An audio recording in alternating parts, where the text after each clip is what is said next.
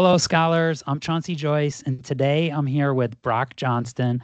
I was lucky enough to cross paths with Brock in one of my first roles at Procter & Gamble. We met at Oral Care. So, hi, Brock. You want to take it away for us? Give us an introduction. Certainly, Chauncey. Hey, it's great to reconnect with you again. Yes. So my name is Brock Johnston. I'm the Vice President of Finance at Hallmark Canada and the Hallmark's global licensing area. I've been working in Hallmark since 2017 and working in the finance area since I graduated in 1997. So I worked with Chauncey in Cincinnati, but I'm originally from Canada, and actually I'm back in Toronto up here. I went to school at Dalhousie University in the east coast of Canada, and actually started my career. I did a couple of co-op trips with P&G, and then joined P&G and did 16 years, half in Canada, half in Cincinnati. Sorry, you may see my cat is on my lap and knocking the computer around a bit. Most of my career when I was with P&G, although I spent a broad assortment of roles, was really in the business unit finance, whether that was in the paper business, oral care, as I worked with Chauncey, as well as different areas and just broader healthcare as well. I also did stints within supply chain finance and sales finance, and especially through the sales finance role, got to touch almost every division or category of product that we ended up selling, which was quite interesting. Got to learn a lot about categories that I didn't know much about at the time. Did that through 2013. Then opportunity presented itself outside of P&G, and I left and joined Target Canada, where I ran the merchant finance group, and I ran that for 2 years until we declared bankruptcy. That's a different story. And then after that, I moved to Amazon Canada, where I actually went back into a supply chain finance area, where I was head of all the fulfillment centers for Canada, and did that for just over a year. And then opportunity presented itself to come to Hallmark and lead the Canadian division. And I've been doing that since 2017. And then 2020, actually, the role expanded and I picked up all the global licensing work. So when you go in and pick up a card or an ornament that has Mickey Mouse on it or Peanuts, all those relationships we have, I manage the relationships with the licensing team on that standpoint. Chauncey asked me a couple of questions of as well, things I'm most proud of in my career. I'd say a couple things. One would be I actually in 2007, we actually standardized the initiative analysis model for all people around the globe at P&G and how they actually do their financial analysis as opposed to creating their own Excel files. We actually created a standardized model, and that was rolled out and was quite successful on that piece. And outside of that, because a lot of things I know you can't really share them broadly. I would tell you, though, it's really over the course of my career, it's really a lot of times it's the development of the people who've worked for me and where they've actually progressed to. And then it's quite interesting seeing how far some of them have moved on and the success they've had and the development of their career to the point where they're more successful than I. And it's pretty exciting to see where some of them have ended up on that standpoint. And I should also flag as well that I actually do have a certified management accounting, U.S. certified management accounting designation. I picked that up in 2015 after the Target end, and we'll get to that a little bit later on why that ended up happening. So. Cool. Thanks, Brock. So let's say you just met someone at a neighborhood barbecue. How do you describe what you do to them? So I always tend to say anything like that, those questions with, I sell greeting cards on that standpoint. Just like when I was at P&G, when people say, what do you do? I sell toilet paper. I sell toothpaste. To me, even though I'm the finance guy, I run the whole finance division and understand soup to nuts how the money's made. Really, to me, it always comes down to we're selling items to retailers or to somebody else and making sure that what I do is everything I do is try to actually make that happen better. Okay, so I try to make sure that I'm supporting the sales organization so that they can actually go and really make a sale that's profitable for us at the same time is also something that the retailer or the consumer ends up wanting as well. So yeah, the funny thing is people always ask me, say you work for Hallmark, they always ask you, do you write the greeting cards? And the answer is no. You do not want me writing your greeting cards. All right. So what's most exciting, do you think, about the corporate finance career to you? So going into it, I really did not know I wanted to be in corporate finance, that standpoint. When I got into business, I didn't even know I wanted to be in finance to begin with. But I always had a love of numbers and a high level of curiosity. And when I got into business and I sort of understanding how the finances were laid out, and that intrigued me. And then once I got in, I had the opportunity to work for Procter and Gamble, and actually being in a multifunctional organization, engaging with those people, and being the person who understands the numbers, but understanding the business side of it as well. It's that combination that for me has always made corporate finance, those types of roles the most interesting. Like that's where, even when I had to go to, was given the opportunity to come to Hallmark, what really intrigued me about it was the opportunity to have full portfolio understanding from top line all the way down to the tax. You can get involved in all the different elements of that. And from a corporate finance standpoint, the opportunity there, that really is what excited me. Cool. So what's exciting about greeting cards in that industry? It's a weird industry. I will tell you, it's something you probably don't think a lot about, and you probably think it's you don't engage that much except when you need to buy your wife an anniversary card, or you need to get a Christmas card or a birthday for your child. But it's an incredibly complex category, actually. If you take a look at it, we sell, if you go into a store, say you go into a Walmart or you go into a Hallmark Gold Crown store, there are literally hundreds of feet of product. And we will sell probably at least 50,000 unique individual SKUs a year just in the cards. Wow. Okay. When you think you've got, certain language, you've got all the everyday cards, you've got the seasonal cards, you've got cards that go to your wife, your husband, your child, your aunt, your grandmother, you got a sympathy card, you've got a celebration card. There's so many different ways people want to actually communicate some kind of a thought between person A to person B. And the benefit of a card really is it gives that person who may not know how to articulate their own thoughts a way to sort of pass them. This is what I'm thinking about my relationship with you. So that element, the sheer SKU complexity, we probably have 5 to 7 times, even though we're a much smaller company, the number of SKUs that Procter does at a global level, we sell in North America. We also ship direct to store, which is across 60,000 different rooftops. And we oftentimes will have our retail merchandiser going in to each one of those stores to actually put the product on display. So there's a level of complexity of the overall logistics of that actually is really one of the most complex you're going to find in the industry. And obviously, the more complex something is, the more cash flow is important to understand, because you're paying every step of the way, there's money being transacted. And as the finance person, you need to understand that to say, how can I eliminate wasteful costs, and how do I invest in only the costs that actually generate a return for us and or the retailer? Great. Thanks, Brock. I didn't know we needed that many different greeting cards. I did not either. Brock, what challenges did you face when getting into corporate finance? It's a good question. I didn't find I didn't have a huge challenge, I would say. I think when I look at it, my biggest challenge was the lack of a real clear role model. Like, I grew up in rural Cape Breton, Nova Scotia, and none of my family was in a corporate environment, let alone in a financial area, right? So my family grew up in a construction area, and on that standpoint, making roads, that kind of road construction. So working in an office was not something my family had ever done. So for me, that was probably the biggest challenge of saying, what's the role model? How do you actually work a career path to move up there? But what I would tell you is that while that was a deficiency I had, honestly, it was just my real curiosity and passion for it when I got involved. It was kind of just, where do I want to go and how much do I want to pursue it? That really became, for me, more how I moved ahead of just like, I really enjoyed the roles I had. Some of those were, I invested a lot of time, but it was through a lot of enjoyment. It didn't feel like a burden.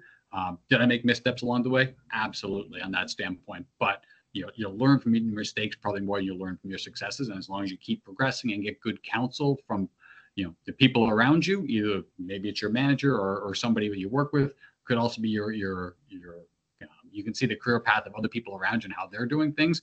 That just sets you up well. Thanks, Brock. I know you are passionate and curious about that. I remember my first meeting with you, actually. I remember being so impressed with the back of the envelope calculations you could do with margins. I was just like, whoa, you could just do that on the fly. It's what I've always, like I said, I've always enjoyed doing math. I'm not a calculus man. I just enjoy simple math and understanding cash flows and so where money comes in, where money I'm going to spend this, I'm going to make this back, and have a general understanding of how that works. And it's the curious factor of knowing the overall business model. Like I haven't worked in the tissue towel industry since 1998. I could still draw for you how give me 5 minutes. I could explain to you how a tissue towel machine works. I still remember that vividly. I can still tell you how Amazon moves their products through their fulfillment centers, and it's stunning. It's an amazing process. If you ever get a chance to go visit a Amazon site and see their fulfillment centers, I highly recommend it. Yeah, that's cool. I'm glad you shared that background, because sometimes it's easy in a corporate finance class just to say, oh, you just use this equation, you get that answer, and that's it. You move on to the next thing, but it's a lot more than that. So Brock, this might be a hard question, but what's your favorite part of your role? I would tell you, even though I work with numbers a lot, that's sort of table stakes. For me, it's the cross-functional engagement. I am most passionate when I work with a team of sales and R&D and creative, or product supply leaders, logistics, and you really get to understand their work and you help them understand, because oftentimes they don't know the numbers like you do. As a finance person, you're going to have such a knowledge base there, but they also know their area so well. When you get a team and you get to work together and complete each other, that is the best on that. I find that's where I've always found the most passion. And especially when you find somebody who's so good at it, like you feel like you're running just to stay up, keep up with them, because just as good as you are at finance, they're just as good at sales, or they're just as good at marketing or supply chain, and you're having to push hard just to stay with them. That's where I always find the most excitement. That's great. The other one I would say as well, just if you get an opportunity to do it, cross-functional engagement is internal.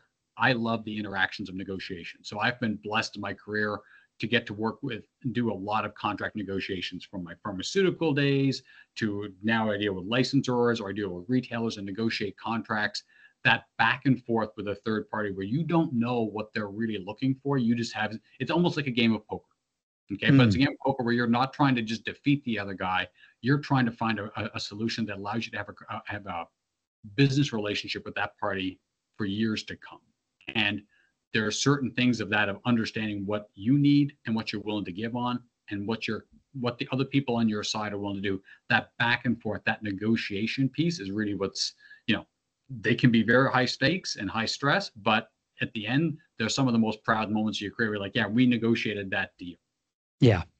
Do you have any tips for those who maybe thinking about negotiating a salary or something like that? Like any common pitfalls we should avoid?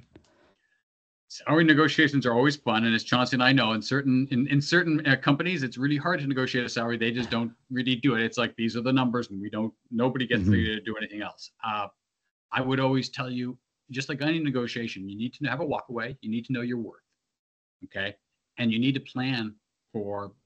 Maybe if you're working for a company and salaries are stagnant, and you think you're worth more, interview. Like, even when I was at P&G, the clear guidance from any good manager I always had was, you should be interviewing once a year. Like, see what your worth is out there. Even if you're just dabbling, just connect with recruiters, see what is out there. So the more you know about that, the more you can play it. I also would tell you, don't throw things out there like, oh, I've got company A willing to pay me Y, unless you match, I'm going to jump. Don't do that unless you're willing to jump. Okay. Don't ever say that to a manager saying, oh, and they say, no, I'm not going to do it. You're like, well, I really don't want to go because it's an hour-long commute I don't want to take, or I don't like the work. You're kind of committed at that point. So always be clear on a negotiation. When you say something in a negotiation, oftentimes you have to be able to back it up. So know when you're willing to bluff, and when you can bluff a little, but make sure when you're laying it down, you can't bluff your way through the whole thing. Thanks, Brock. Do you have a least favorite part of your role? Yeah, that one's pretty easy. I get audited a lot. And I find it's funny in my career, I'll go years without getting audited in anything, and then I'll have a wave of audits that hit me. And it's just like, the god of offsets hitting you at some point in time. I get, obviously we have our own legal entity in Canada, so there's government audits that come in. There could be internal audit. Where I get right in my current role, where I get hit a lot with audits, is actually my licensing standpoint. Like, Hallmark has over 100 different licensors that we deal with on our licensed product. from the big guys like the Disney and the Warner Brothers to more mid-tier like a Microsoft to individual songright holders. And they basically give us their IP to put on their product, and we have to pay them a royalty for it. They have a right to validate that what we paid is correct. So the fact that we're getting audited isn't that we're doing anything wrong. Matter of fact, we get audited, call it 2 to 4 times a year, which in theory, with the number of odd licenses we could have, it could be 20 or 30. It does show you the testament of how accurate our reporting is. But even when I'm confident, okay, I know how to do an audit and what's going to happen, it's a lot of work. And it never comes at, it seems like a good time. It could be the busiest time of year and an audit happens. And so you just have to manage through and adjust for that. And there's no good outcome for an audit except we don't owe any money. There's no like, hey, you overpaid, here's money back. It's always either you get no charge or you have to pay something. So it's one of those things that just sucks up time, and it doesn't add value, but it is an obligation that any licensor or government official has the right to do. Great. All right, Brock, in your introduction, you mentioned this earlier. What are your thoughts about co-op experiences?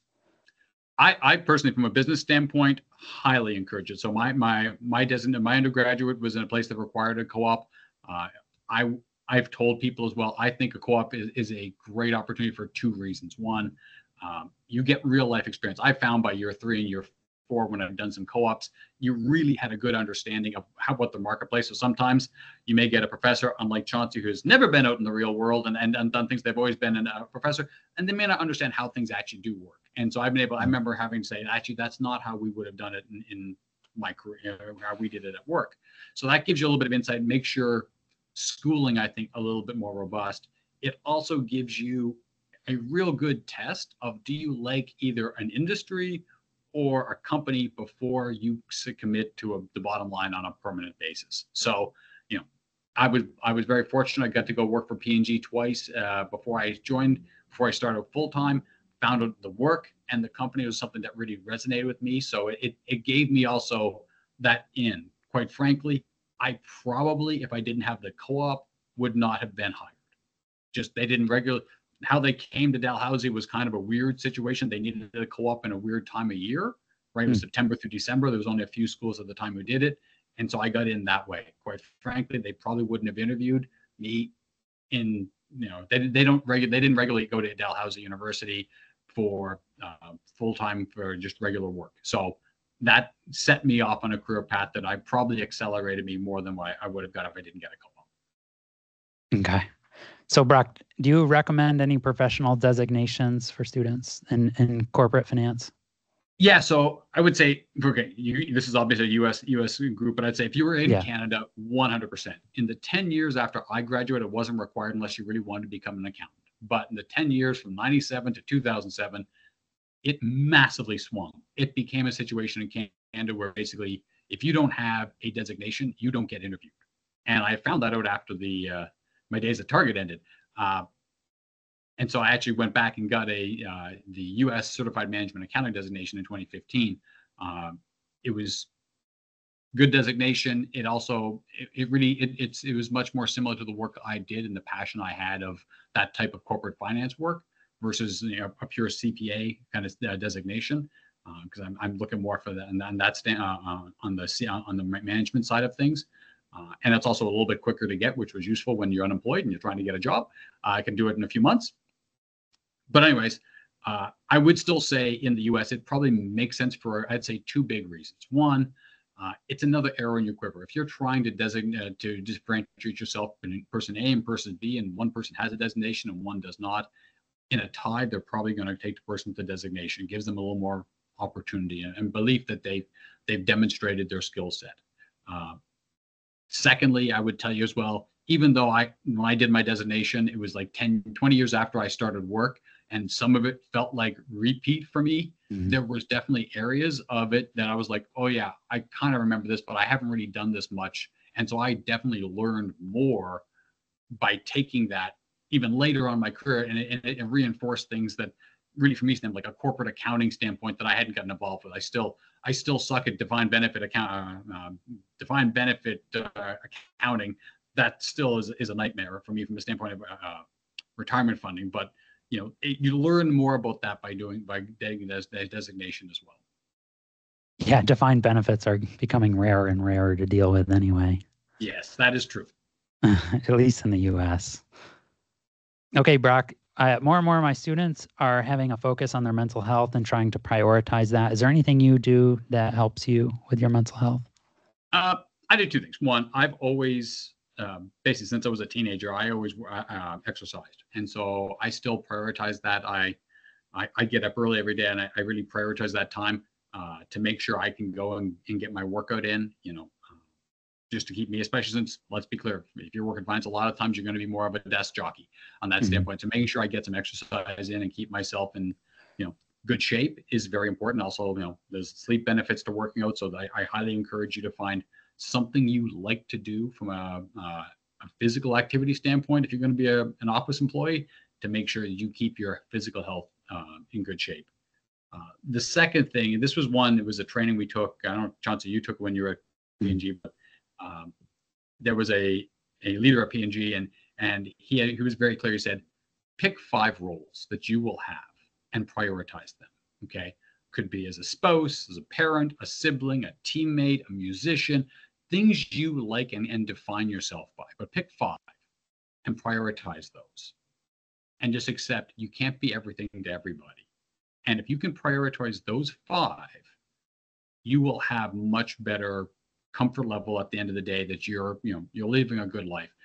Too often I find some people try to be everything to everybody and they get stretched too thin, and in their own head they're just spinning. They're always thinking about who they're letting down because they're trying to do all these things. I would tell you, find those 5 roles and be very comfortable with those. These are what I'm going to prioritize. And if I don't spend time on the other ones, it doesn't bother me. But there are times where, I've checked myself because I'm trying to do something. My wife wants to do something else. Yeah. And I'm kind of like, and I go back to myself, like, actually, wait, being her husband is one of the most important things. So yep. I will shift. I will say no to the other people and yes to her on that standpoint. And at the end of the day, It gives me a lot more confidence. I think I did take a training like that, but I think it involved like rocks and sand. Remember that one? Yep. Where you put the big rocks in similar. First. Yeah, but again, like I said, and it's tough when you do that. Like 5 is tough, I found, because there are certain things that I'm like, when I started going through it, it was like there are things I didn't make the cut, and you're like, I should do that. But I'm like, nope, I'm not going to make that, and I just accept that on that standpoint. And it makes it a little bit cleaner, and it's damn tough depending on what your overall life is, and sometimes they'll shift. Sometimes, quite frankly, you may have ones where something will fall down. It'll drop off the list where it used to be under because something else has become a bigger priority. Yeah, absolutely. I knew that when I had a daughter, and 5 sounds like a lot, but it fills up really quickly when you really sit down and say, what's important to me and the life I want to live. Yep. So, okay, Brock, do you have any earth-shattering advice you'd like to share with my undergraduate students? All right, I got a few pieces. So the first one I would tell you is, honestly, if you're in the business world, being curious, really understanding not just your little area of the business, but knowing how the industry, if you're in finance, understanding how the salespeople, the day-to-day work the salespeople do, going to the plants, going out into the field and seeing somebody, if they're going in and installing something in a store, if you're working construction, how the construction made. Whatever it is, the more you understand of the way your company's business is actually run, what do you stand for, and how do you generate money, the better it is for you at the end of the day. So highly encourage that. Ask questions, get from behind your desk and visit with people, do tours of plants, go into the field, whatever it is, just and make sure that's a priority as you learn. I would tell you, it's really important as well to find, as you as an individual, I always tell people, find your marathon pace, which is funny because I'm not a runner. I exercise, but I don't do long distance running.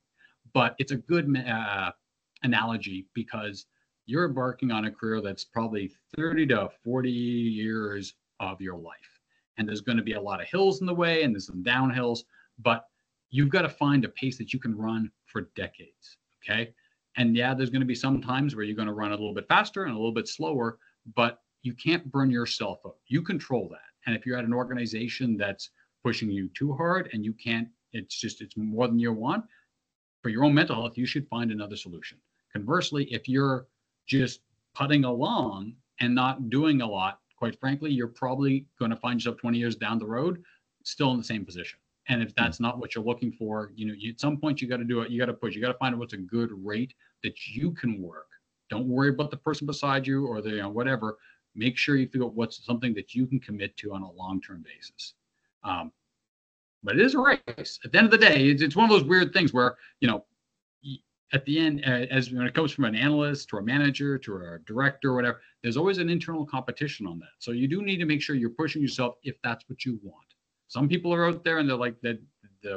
Their job is not maybe it's their fifth or maybe it's their sixth priority based on some other things. They may be fine to stay at a certain level for a bit. But if you're saying I define myself by I want to see myself up here in X number of years, you got to find a way to push and make sure you demonstrate your abilities relative to your peers so that you actually can get that nod. I'd say as well, but you got to have some fun. So find your brand.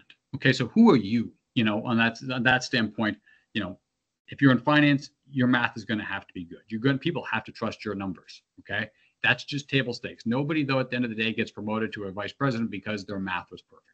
At the end of the day, what you get there is by having that interactions with people and having people understand who you are and being truthful about that. So again, like I said, I embrace being the fun finance guy.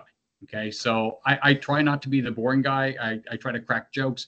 I have fun shirt Fridays, which I'm wearing. It's Thursday, I know, but again, I want to make sure people don't just see me as the straight-laced finance guy. I try to make sure they understand that I'm a person as well, and that makes it a little bit easier for them to reach out and talk to me on some things. Take chances. It's hard in your career early on, but at some points you're going to have to go all in on some things, and sometimes it's an uncomfortable position. But a company that just wants a yes person just to toe the line, you probably you're not going to have a great career there. You're not going to want to be there. You want to have that opportunity where you're going to say, I disagree, and just make sure you can articulate your position from that standpoint.